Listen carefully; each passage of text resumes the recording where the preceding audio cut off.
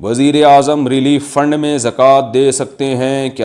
بھائی مجھے نہیں پتا کہ وزیر اعظم ریلیف فنڈ میں زکوٰۃ صحیح ٹھکانے پہ جائے گی یا نہیں جائے گی. جس چیز کی مجھے تحقیق نہ ہو میں اس پہ کیسے آپ کو گائیڈ کر سکتا ہوں. حکومت کے جو کام ہوتے ہیں ان میں جب بہت بڑا فنڈ آتا ہے تو ایسا بھی ہوا ہے ماضی میں کہ وہ حکومتی اہلکار کھا گئے, بہت بڑی رقم کھا گئے, کچھ غریبوں میں دے دی اور زیادہ تر کھا گئے, اور ایسا بھی ہوا ہے کہ دی ہے, ہوا ہوگا یقیناً ماضی میں ایسا بھی. تو اب ہمیں نہیں پتہ کہ یہ کیا ہوگا. تو آپ کو اگر اعتماد ہے تو آپ دے دیں. میں جب تک کسی چیز کی تحقیق نہ کر لوں میں اس کے بارے میں اپنی رائے دے نہیں سکتا.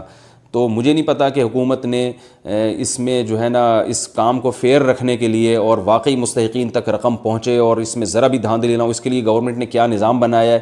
تو جب تک وہ مجھے علم نہیں ہوگا تو میں اس کے بارے میں اپنی رائے دے نہیں سکتا. تو جس کو اعتماد ہے وہ دے دے, اس کی زکوٰۃ ادا ہو جائے گی. جس کو اعتماد نہیں ہے وہ خود دے. تو بہتر یہی ہے کہ آپ خود غریبوں تک پہنچائیں نا. جتنا انسان کو خود رقم پہنچانے میں اطمینان ہوتا ہے اتنا کسی اور کو دینے میں نہیں ہوتا. تو آپ یا تو اپنے علاقے کے جو صحیح عالم ہیں اگر جن پر اطمینان ہو, یاد رکھیں ہر داڑھی ٹوپی والا بھی قابل اعتماد نہیں ہوتا.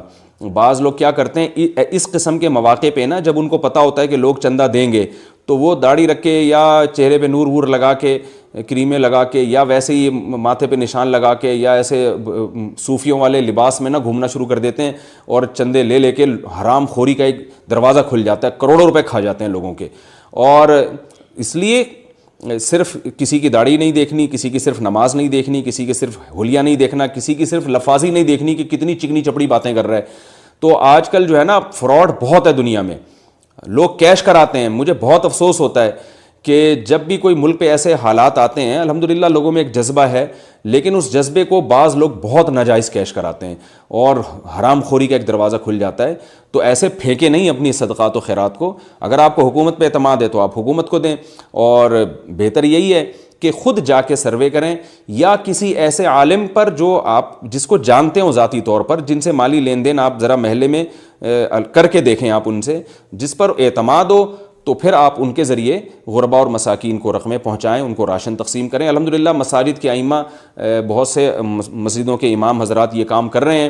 تو مسجدوں کے ذریعے کام کرانے میں فائدہ یہ بھی ہوتا ہے کہ عوام کا مسجد سے بھی ایک رشتہ جڑ جاتا ہے کہ بھئی دیکھو مسجد اپنا کردار ادا کر رہی ہے, مسجد سے لوگوں کو فائدہ ہو رہا ہے. تو مسجد سے صرف فتوی بازی نہیں ہو رہی بلکہ جو ہے نا ہماری خیرخواہی کا بھی کام ہو رہا ہے. تو اس لیے اس موقع پر وہ علماء جو مساجد کے ائمہ ہیں ان کی میں سمجھتا ہوں زیادہ ذمہ داری ہے کہ وہ یہ کام کریں تاکہ لوگ ادھر ادھر جانے سے بچیں. اور ان کے روابط بھی ہوتے ہیں, ان کے لنک بھی ہوتے ہیں, تو ان کو زیادہ پتہ بھی ہوتا ہے کہ کون زیادہ مستحق ہے. تو بہت سوچ سمجھ کے جو ہے نا اپنی راشن اور اپنی خوراک کو تقسیم کریں. سب سے بہتر تو خود سروے کریں, غریبوں کو خود تلاش کریں جا کے علاقوں میں, کیونکہ غریبوں میں بھی بڑے فراڈی ہو گئے ہیں آج کل.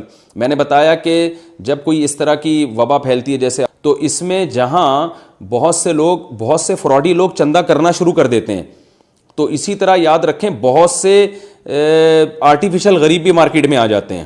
ان کو پتہ ہے کہ لوگوں کی سخاوت آج کل جوش مار رہی ہے, تو وہ چندے اکٹھے کرنا شروع کرتے ہیں. ان کے گھر میں ایسے فاقے نہیں ہوتے, ایسے پھٹے پرانے کپڑے پہن لیں گے اور گلی محلوں میں کھڑے ہو جائیں گے اور ہائے ہائے رونا پیٹنا شروع کر دیں گے.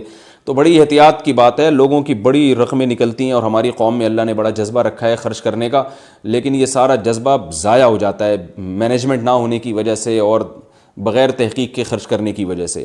تو جو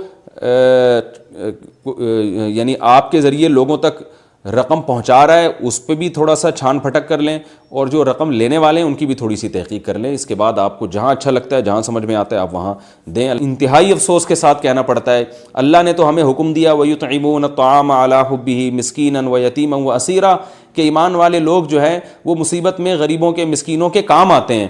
اللہ تو ہمیں یہ ترغیب دے رہا ہے, اور ہم بعض تاجروں کو دیکھ رہے ہیں کہ بجائے کام آنے کے اور ان چیزوں سے ناجائز فائدہ اٹھا رہے ہیں.